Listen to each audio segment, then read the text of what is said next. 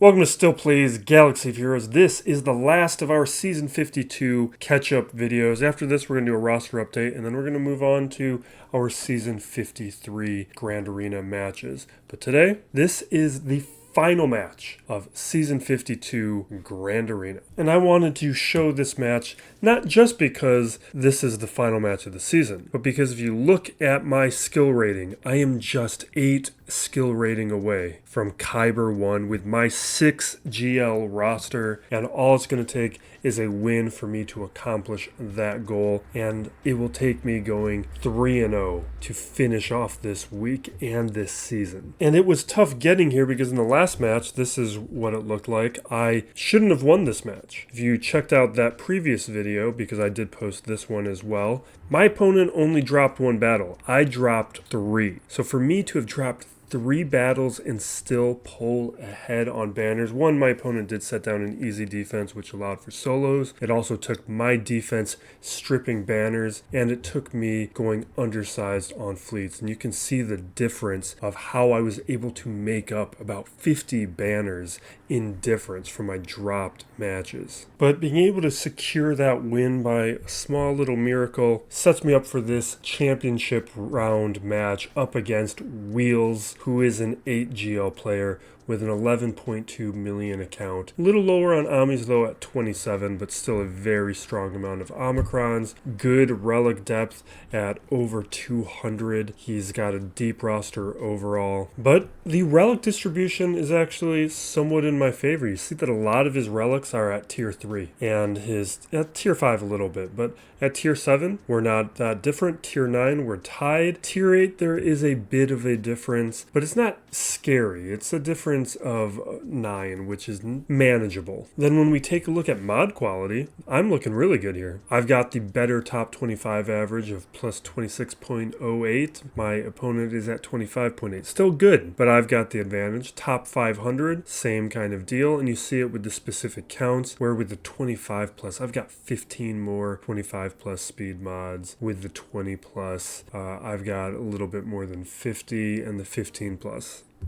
I've got 70. So I've got a good, strong advantage on the mods. Datacrons, he is participating, but he's got about half the depth of Datacrons that I do, so it might mean in certain matches he's either not using them or he's not putting them on defense. But we're equivalent on the level 9. Like, I can't actually use all the level 9 crons that I have.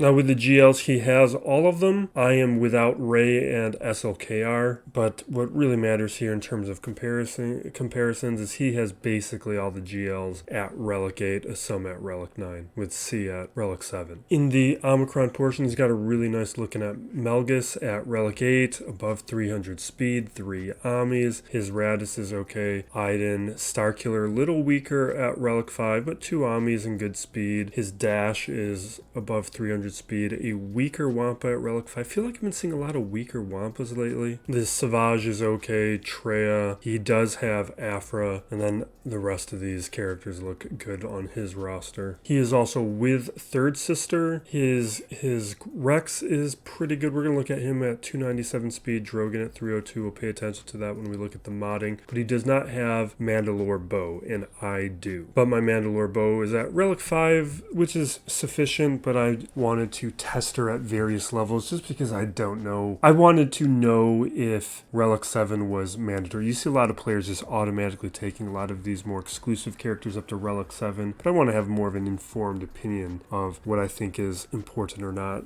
But we will have to do a little bit more testing when the Chron expires to have a more informed opinion. And with these other key characters, it's got a really nice maul. All of the other main data points look pretty good. And he does have Kelkestis and the Leviathan and Profundity. Now we'll take a look at that mod quality. The modding quality. So looking at Wheels roster and organize this by speed. He's got about 31 characters. That Drogon I think was at 302, and then his Chewie is at like 300, so you'll see it here. There's Drogon, Chupio's the last one, so he's at 300 or 31, and I am at about 37. So I've got more characters at 300. But I'm actually better off now because actually I think it was after this match I realized how slow my Afra was, and I boosted her speed up. Now looking at the defense here, you can see he did not attack first, but he's got an excellent roster. He also set down a very tough defense. You can just see the amount of GLs that he has. And as we look through what I've got set down, so you can see what I don't have available on offense. In the top territory, we've got Leia, Radis,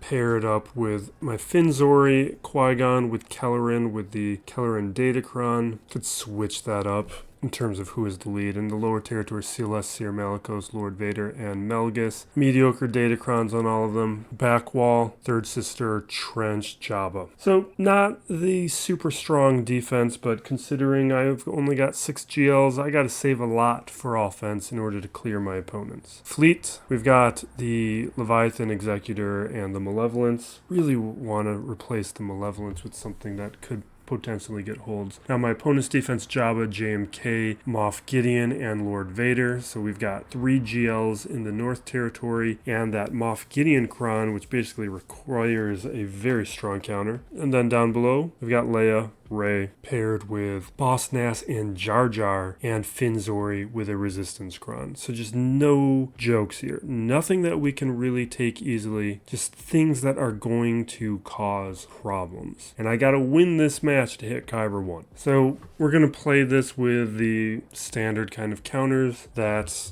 I usually approach this with because I don't have a lot of flexibility to go in multiple directions, but we're going to start with Leia. Leia we don't want to mess around with, so we're just going to do Bane. Bane will be able to take this problem off the board.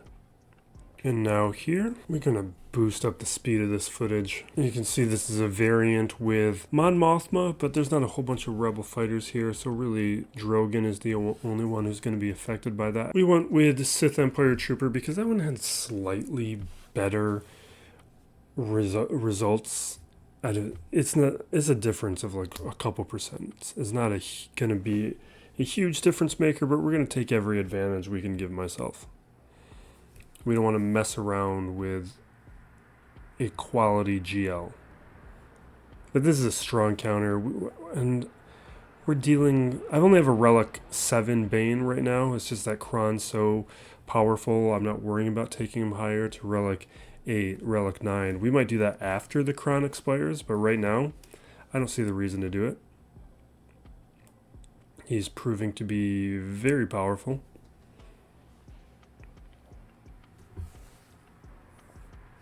So working on taking out Obi-Wan.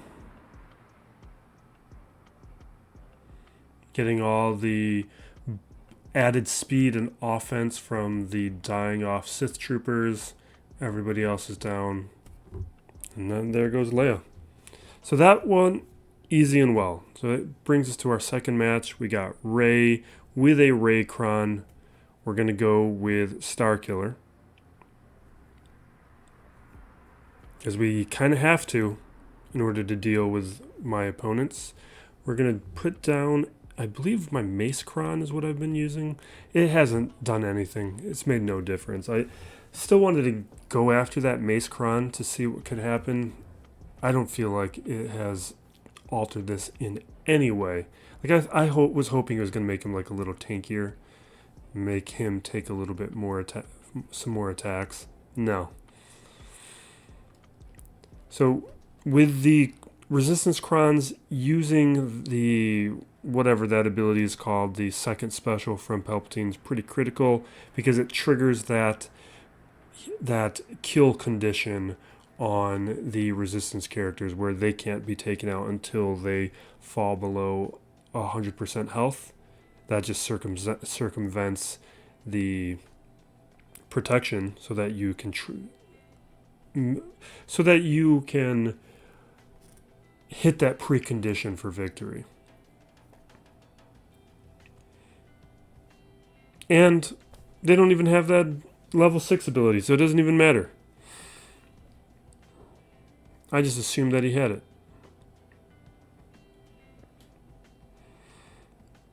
But we have triggered the damage immunity on several characters at this point. Now we've triggered it on 3 of them. I do want to get rid of Rey before her mastery gets crazy, so that's why we take her out. Also, everyone else had damage immunity.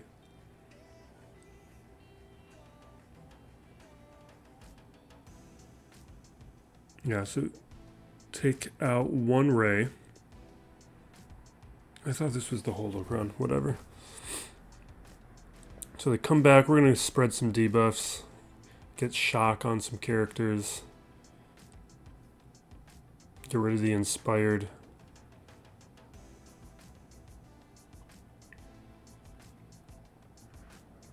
And then get some buffs onto our characters in anticipation of Rey coming out of that stance.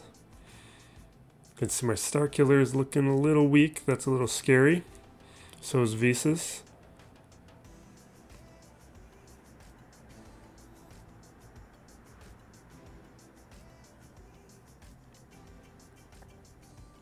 Okay. That'll take out Rey for the second time. Hit BB-8. We're just waiting on Holdo to come out of damage immunity.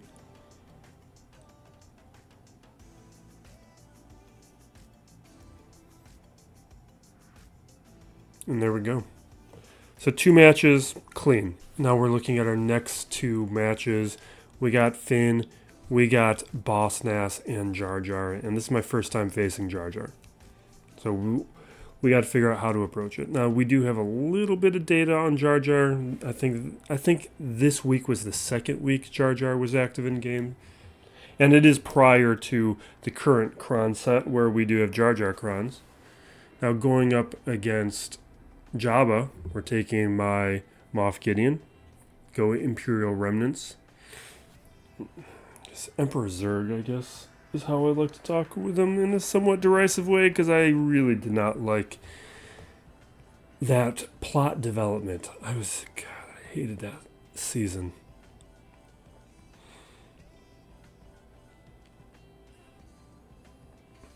This has been pretty good. Now, it would be a much better counter if I had Stormtrooper at Relics so that we could have a 6-on-5 scenario, but it's been perfectly adequate here.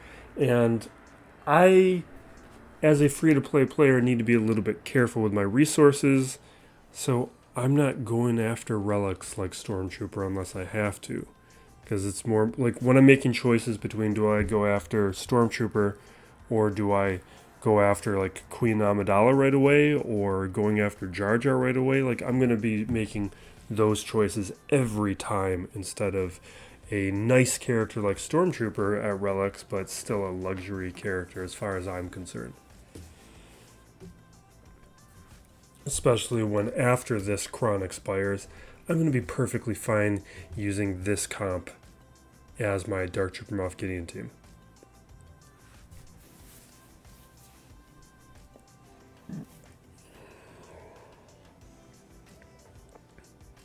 So get it. Doing our work on taking out Chrysanthemum.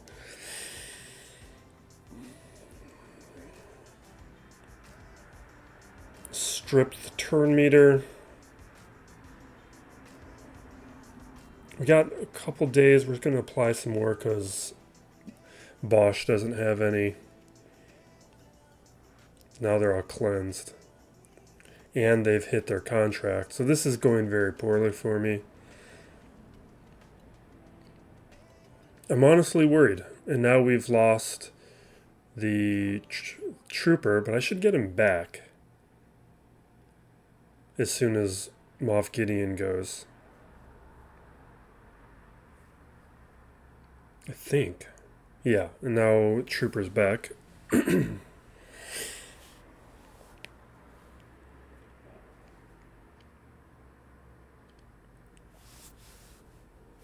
But this is going terribly. We're out of time. Fortunately, they ate the Dark Trooper as well. So we got really lucky with the Rancor situation. But we're still stuck behind Chrysanthemum. And this is the difference that Relic 8 makes. Like, it's something that I would like to have more of is Relic 8 and 9 tanks. They do make a difference. Like a very noticeable and measurable one. Now, in this case, what you're seeing is I'm not going to beat this Java, which is not good.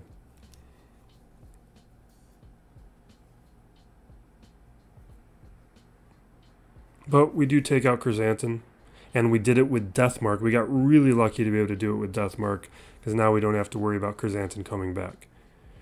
Which does put me in a position at least where it opens up some options for what we can do up against Jabba with a second attempt. And this was a little surprising because I haven't really had any issues using Zerg here up against Jabba. Usually that's a pretty safe win. At worst, it is a solo cleanup. But now it leaves me in a situation of, do I use JMK up against Jabba to finish him off? Because JMK has been my Zerg counter, my Dark Trooper Moff Gideon counter. So I need to make choices. Now here we have a Sith Kron, which is a little bit better than the Empire Krons that were still active at the time of this record when using Afra up against Lord Vader. I'm gonna make it. I think I make a mistake here. So we're gonna I want to use Probe Droid. I have Probe Droid. I didn't put Probe Droid in. And these are the kind of mistakes that I make immediately after dropping a battle. I'll make these kinds of dumb oversights. Now, it's not a big deal. Probe Droid wasn't going to make any difference. That Kron really didn't do anything, particularly in these matches, but it's still a bit of sloppiness I don't like.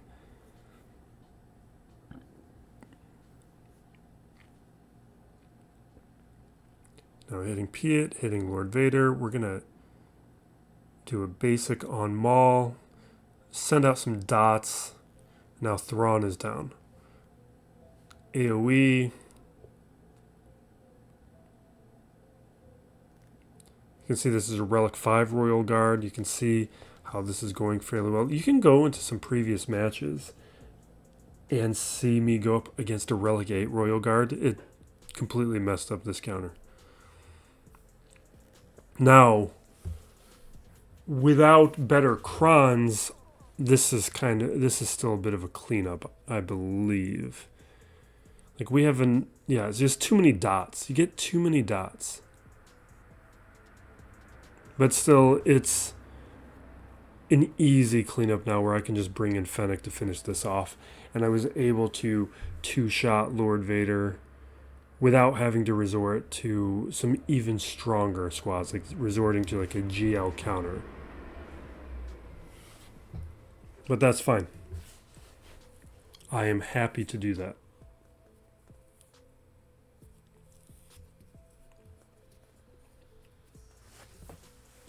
But you're seeing that I'm taking a number of attempts now to get through a few of these things. So we land the ability block. I bring in Zam just for the extra stats. She's not doing really anything, but the Omicron helps a tiny bit. It's not really a big deal. There's no point in bringing in Mando in a cleanup situation unless there's somebody to take out.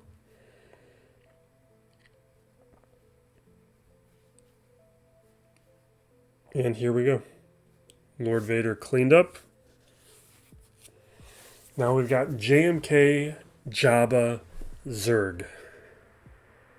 And I'm got to really be careful in how I consider these. I don't even think I do this yet. Oh, I know what happens here. Yeah. So Mando Bo can beat this. She's going to do fine because as long as the speeds and things are right, which they really aren't in my version, but they are a counter because you do so many hits on Zerg that you're able to take them out early. That's what I'm hoping to do. But we're going to deal with a problem. Very unfortunate problem.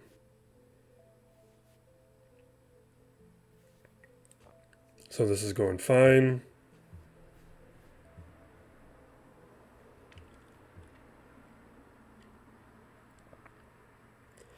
And this leaves me in the position where, oh, I can use JMK up against Jabba, nothing to worry about. We do this ability. Do a bunch of hits on Moff Gideon. He's not out yet, but close.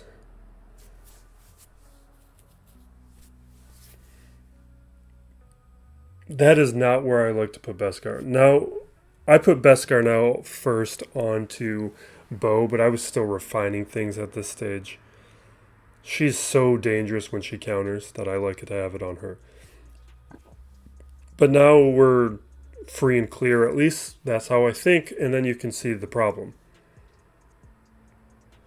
We got the disappearing buttons glitch, and we can't win this. We're not going to play it out because, no, you know what, maybe I'll show it. We're just going to skip ahead. But what you see here is even when you let it count down, it doesn't close out the battle. So I can't even record the progress that I made in this match, which is a disaster.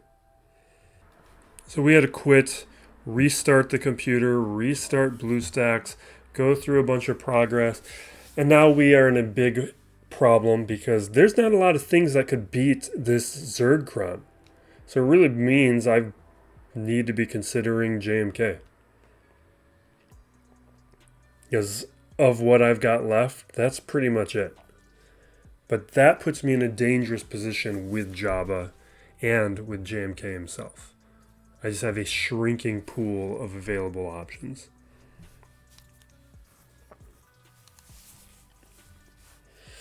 So reset cooldowns on Cat, take out Zerg, and now it's over.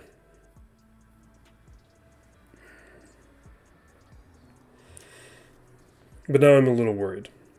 Now, fortunately, because I was able to at least take out Curzanton with Deathmark, it means I could do things like Night Sisters up against Jabba to set myself up for a Jabba cleanup. Because we can use Night Sisters to take out everybody else and then have Mon Mothma clean up Jabba. But it shrinks my options up against Finn. Because we also have to find a way to counter Finn, and we don't have a ton of options left for Finn because of the quality of those resistance crons. Like, without the resistance crons, maybe we could try some other things, but that Finn cron, that Finn Zori team now is a major threat. Now we'll have to use JML up against JMK here. We're going to take out Cal Kestis in case there's a Melgus on the back wall. We're going to want a quality counter for Melgus, which makes things a little bit tougher with a JML counter. But we got good crons. Like this Kit Fisto cron I'm using, I re-rolled all the protection onto it. So it's making me have a nice tanky JML to deal with. We don't want to land ability block or anything, so you're just going to see me work towards the ultimate with Inherited Teachings because I want to make sure Kat does what she just did. Now we can focus down on her and work on trying to eliminate her. I am not going to be looking forward to going up against this Padme Cron. I'm just seeing this Padme version. It's very likely I'm going to be putting Padme on defense, unless there's a nice easy counter, but it's still early. So I don't even know what the best counters are yet for Padme. These Padme JMK teams.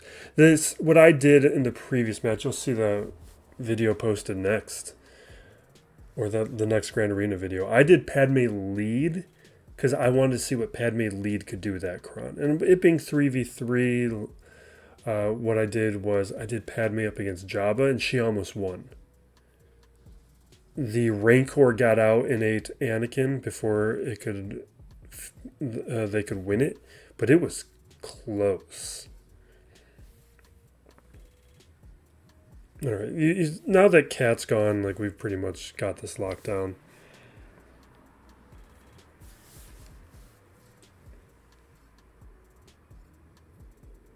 Mark Ahsoka.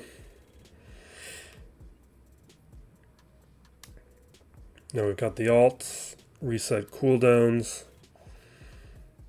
spread more of the master's training.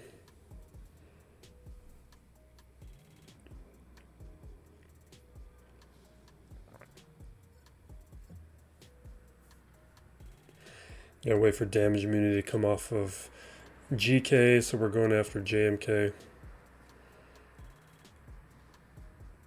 And there we go. So we're navigating our way through all of these issues.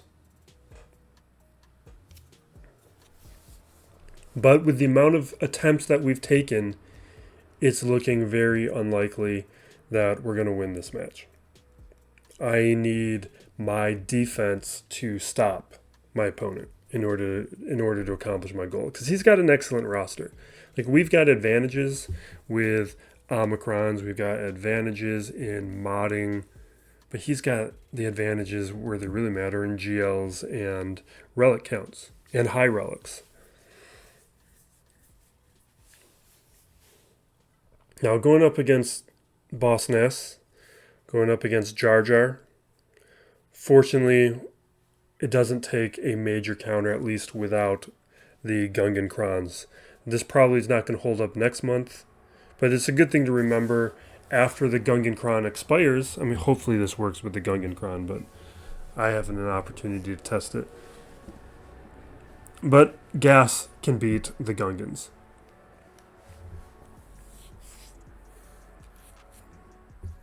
Also, I would expect like Mando Bo could probably do it because she can get through the shield generator quick, but most of the results you would see right now all include the Bo Kron, so it's a question of does that hold true without. So I hit the basic. We're spreading stuff around. We're attacking the shield generator when we can. What's nice is that they're attacking everybody but Gas, which buys a lot of time. And it's taking them some time to get through Gas.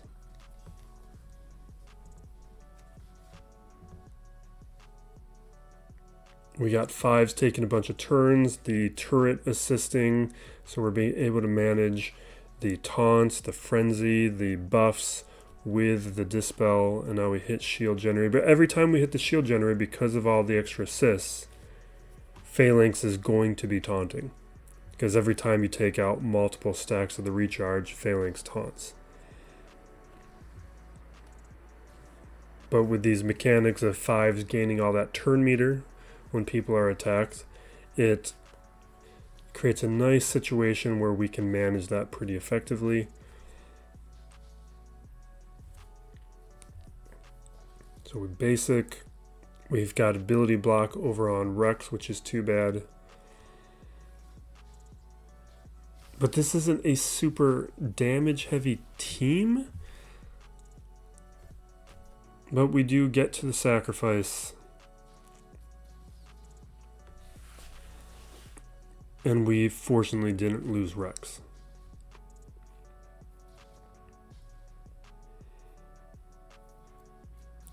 Move the turret, hit Phalanx, and then we're going to go after that shield generator. Turn meter. No, we went for the basic. Okay. Now the shield generator is gone, and the squad becomes much easier once the shield generator is gone. And we should have an aerial advantage fairly soon. And we want to eliminate Jar Jar. So I'm going to go for the turn meter because we have plenty of protection. We don't have to worry about losing gas. And you can just see how quickly this team falls apart once the shield generator is gone. So for a first showing up against Jar Jar, we get through it. But now we got to deal with this Finzori issue. But the nice thing here is there's no rows. So we don't have to worry about the tenacity up, at least from Tico. Because that makes the Night Sister counter way more problematic, especially with these tenacity crons. Oh, looks like I didn't even do it. I just assumed I was going to do it. Well, the reason I probably didn't do it is because I want to use Night Sisters up against Jabba. And so if I can get this to work, where I can able Treya this squad, then it allows me to use Night Sisters up against Jabba. Because otherwise I have to use something strong up against Jabba. So you know what? Since I do clear things, this probably worked. I don't remember, but this must have worked. Otherwise, I can't imagine how else I got through this.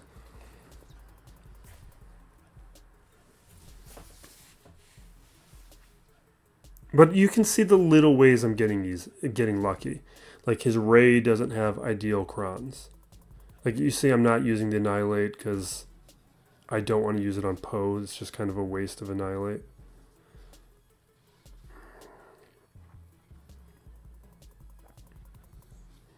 Yeah, so there's little things that are happening. Like Ray doesn't have a scary cron with the level 6 ability, which made that counter a little bit easier. You see here there's no Rose, so this counter is a little bit easier. These kinds of small little things that are evening up the match. So we're able to get through Finn with Treya, with my weaker Treya, which I tried multiple times this season, and it wasn't always working. Now you can see this back wall. We got a Radis, Ewoks, Tuskens. Like, it's an easy back wall, which is such a relief. Now what we're going to do is we are first going to clear the up area. So we're hitting Jabba. This will do Night Sisters to take out everybody else, and then we do our Mon Mothma cleanup. It's a nice, cheap 2-hit. This works without even being done with Marin. Like, you don't be afraid to use Marin, or especially the Omicron. The Marin Omicron is excellent. But don't be afraid to use Marin if you're still working on her. You don't need that level 12 ability. You're going to see that I don't even use it. Well, actually, it helps in this match because it stops Rancor. But you can still do this without it.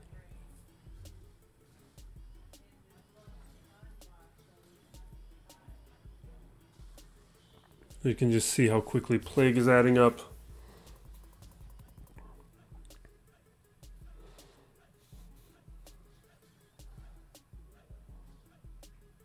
They should start falling down now. Bosch. Lando's definitely dead. That's a ton of stacks. So we're spreading Plague on Embo. Same deal. And now it's just auto till we time out. Because these guys, they can't beat Jabba. He's got too much recovery, too much protection. We're not going to watch this whole thing, but let's just skip ahead. We'll just... Oh, you know what? Let's just show that.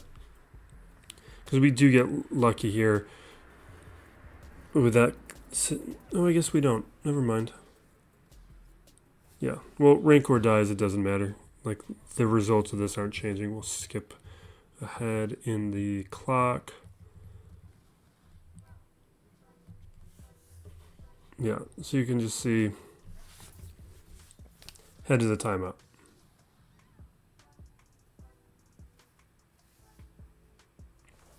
Now we do Mon Mothma to clean up, and we still got, you can see like Sith Eternal Emperor, we still have a GL, which means we also have a way to solo a match if we want,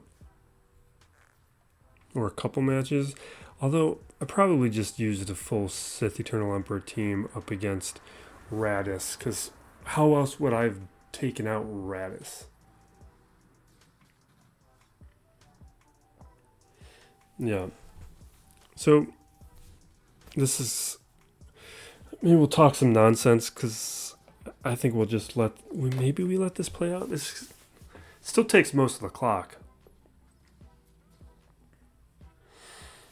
It's just I haven't been watching as much nonsense, and we've been posting a lot of videos lately, so we've covered most of the main things. I guess we haven't talked about basketball, and playoffs are going on right now. JB Bickerstaff just got fired, which it really smells of a situation where the GM is protecting himself because he's given up a ton of assets to get like Donovan Mitchell. It sounds like right now Donovan Mitchell is going to re-sign with the Cavs, which was suspect for a long time. It sounded like he wanted to be elsewhere. And you know what? It probably still does want to be elsewhere, but he probably is just going to sign with the Cavs for the money and then demand a trade in a year because that's what happens in the NBA. You get your bag, then you ask for the trade. And he'll get more money by signing with the Cavs. I just think it's a bad play by the Cavs because it sounds like also that Garland has asked for a trade if Mitchell stays on the team. Mitchell's the better player right now, but I would bet on Garland over the long term to be the more desirable player. Mitchell's not a winning player. He's a good player. He's not a winning player. All right, Jabba's down. So now we got this backwater to deal with. But you can just see we're taking a lot of attempts to clear this guy's defense. It's a really good defense. We do get a little break on the back wall, though. So we're going to add some bodies.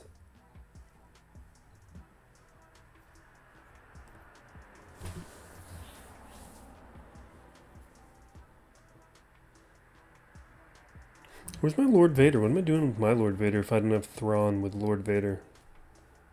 I should take a look at my defense. See what's going on with that.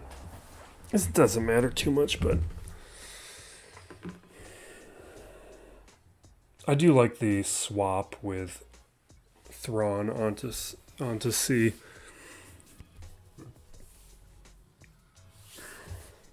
Yeah, there's nothing to talk about here. You mark the body, you link the bodies, and you move on. So let's get back to talking about playoffs or the Cavs. So, because I think with the Donovan Mitchell trade, where the Cavs acquired Mitchell and gave up Markkanen, I think it was like 5 picks. It was a lot of picks. So it was a very expensive deal, and it hasn't really worked out. And so it's one of those situations where one coach has lost one of the star players. That's always bad, and you're going to lose. But it's also a situation of the GM probably protecting himself a little bit because I think Bickerstaff is a pretty good coach. He's not like top in the league, but if I were to list out like all the coaches in order, he's probably in the top third. He's done a pretty admirable job with that team. So that happened. Knicks got just eviscerated with injuries and got knocked out. The Nuggets, it was just shocking. I can't believe that Ant's like 23, I think. 22, 23. So he's like 4 years off from his peak. Jokic is in his peak. For the Timberwolves to accomplish what they have is amazing. And then what I really care about is the Pistons. They signed a new president or head of basketball operations or something, whatever the title is. They basically have now 3 figureheads, and it is unclear who's in charge of the team. And that's a disaster. Just the management from ownership is terrible. I actually like Troy Weaver, at least in theory. Like, just for me, just because things haven't been working, that doesn't mean I think the decisions were wrong. And in the case of Weaver, depending on what you give him credit or not, I think some of these things have made sense. Like I could argue for them. So some other things haven't worked out. But Weaver, I don't know. I think the issue is I just don't think Gore listens to him anymore. There's also Arn Tellem, who's used to be an agent who is in there, and now we have this guy from New Orleans. And I just don't trust any of it working out. Okay, so now we got Sidious here. This will be an easy, strong solo. Nothing to really talk about really on this back wall. What matters is fleet. We got to make sure we don't have any bad RNG on fleet. Because we're still trying to full clear, even though things are tough.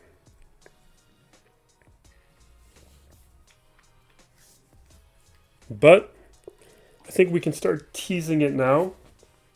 My opponent's going to struggle with my defense, which is going to put up this scenario in which I can still win this thing. Just like what we saw with the last round, where I dropped 3 battles and I still won on banners. We're going to see some similar things here, where it's not going to be the walkover that I was afraid it was going to be. But it's why you just never say die. You just keep on fighting.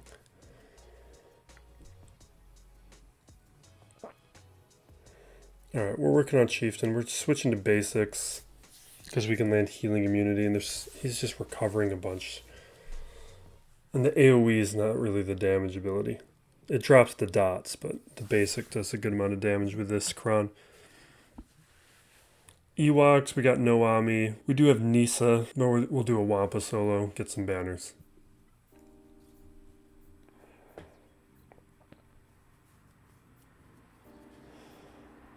You know what we'll talk about while this goes on? So I have talked in the past about there's certain genres of movies, maybe not even genre is the right word, like tropes in movies and TV shows that I'm just a complete sucker for. So we've talked about for deadly games. Love a deadly game. We've got time loops. Love a time loop. Love zombies. Like, these things work on me. I don't care if they're bad. I will watch them. I have a lot of opinions on them. So I just watched the movie Boss Level, which somehow for the past 3 years just went by without my knowledge. But over on the Discord, I was notified of its existence.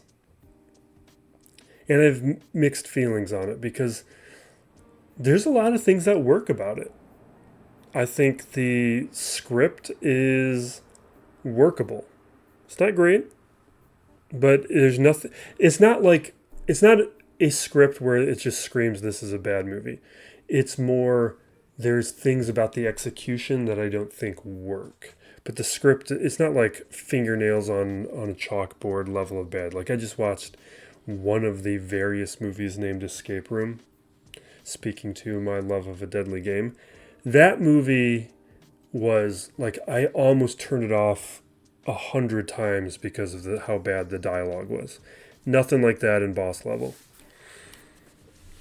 But it feels like the writer and the director were not at least students of a time loop movie, because they make weird choices. We're like, usually what you see is you'll have the character not know something, and over the course of multiple repeated cycles, they will learn how to do it.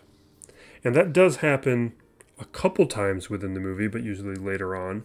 What you have instead is they treat it more like a montage of just a montage of various deaths, which, like, sure, Groundhog's Day did it, but Groundhog's Day, when they did it, it was to show the desperation of Bill Murray. He wanted to die, he wanted to commit suicide and just get it over with.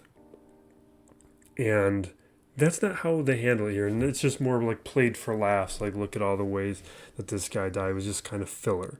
It wasn't really interested in the time loop mechanics as a storytelling device, and that's where the movie got a little bit frustrating. There's also, they also do things where, like, one of the tropes you'll see within the movie is they'll show the character be able to anticipate dialogue and conversations from other people. They don't really do that. They don't revisit some characters enough where you can see those kinds of relationships happening. And instead you have the lead, Frank Grillo, just say that he knows what's going to happen. Instead of showing it and demonstrating it that he knows, his internal dialogue references that he already knows what's going to happen. Which is just like, why do that? It was a very perplexing choice.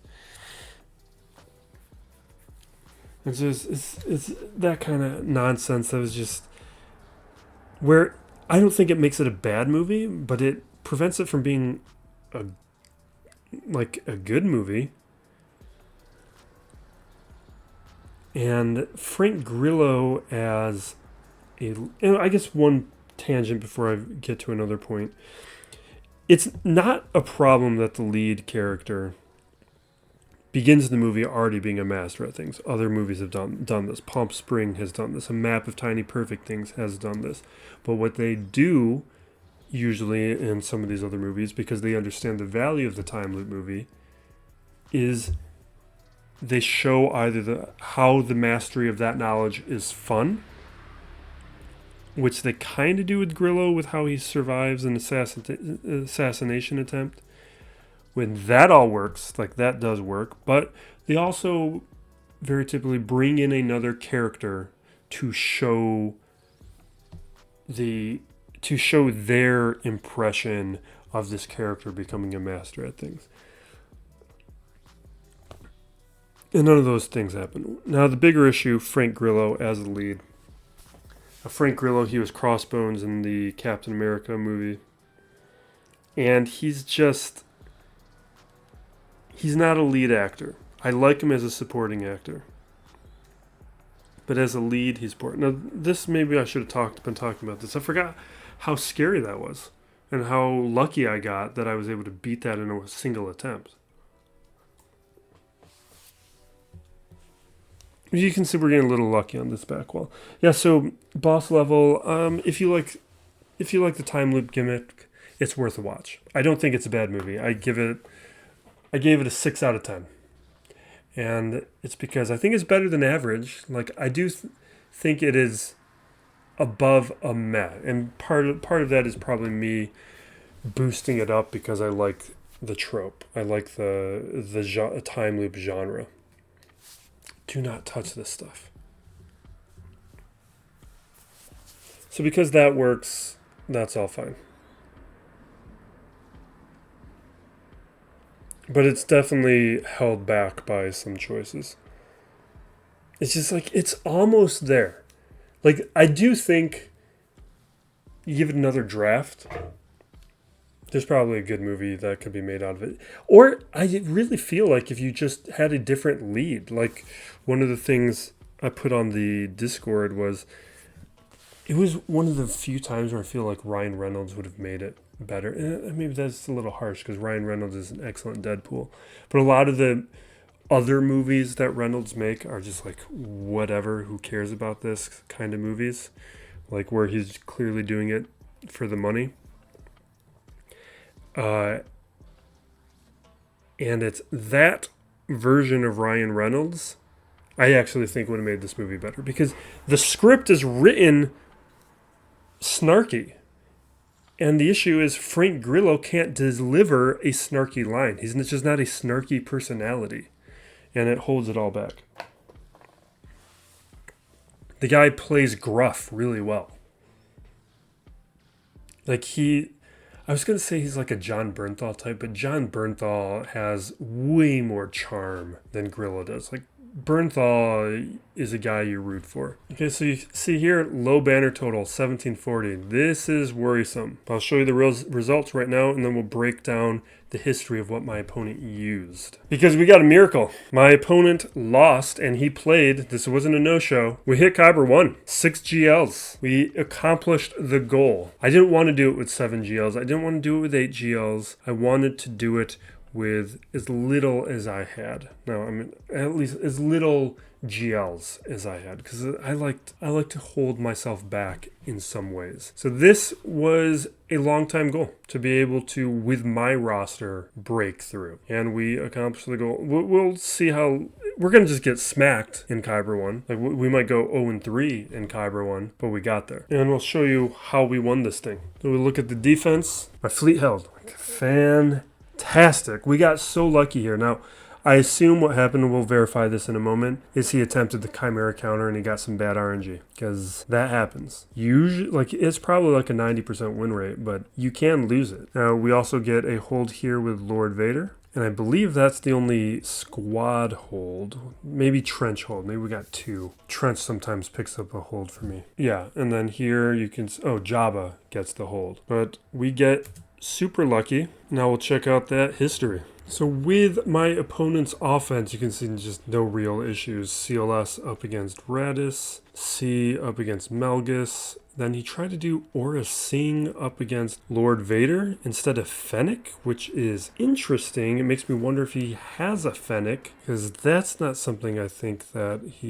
would work. Now Melgus CLS, we got JML cleaning up Lord Vader, which is just, he could have just tried JML to begin with. I put down a pretty weak Lord Vader squad. And then we've got, like, really, I know that Lord Vader's gonna go down easy, but it's going to still draw a counter. Now, the thing is, Fennec probably would have beat it, no problem. Then he tried Sidious up against Jabba, but it sets up a 2-hit for him. Maybe that was his strategy because of the squads that he put down on defense. Hera to clean it up. And you know what? Well, it's probably because he has relics on everybody. Because I've tried that with my squad, which is Hera and Crux at relics and everybody else at Gear 12.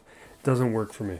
Bane, got Seer Malicos, Afra taking out Finzori, Treya up against Third Sister, and then we got Pelps up against Trench. But then you see here, Chimera counter. Did not survive and didn't make enough progress, because when you have the Bomber and the Fury class interceptor survive, it's still a tough cleanup. It's a really strong fleet, so he brings in Radis on a second attempt, tries Malevolence, but then he's out of his good squads, his good fleets. So I'm ecstatic with that. We have done the tough accomplishment, and now we can move on to season 53 and just get punched in the face, because it's going to be a rough one. Although because with the crunch, the squish, like, we're technically knocked out, so I kind of want to do it again, because with the bracket, even though I'm technically Kyber 1, my skill rating at the start was below Kyber 1. You know, the thing that it does. Anyway, we got other videos upcoming. We got a roster update next, and then we'll hit those season 53 videos. Thank you for watching. Be excellent to each other, everybody. This is Still Plays Galaxy of Heroes.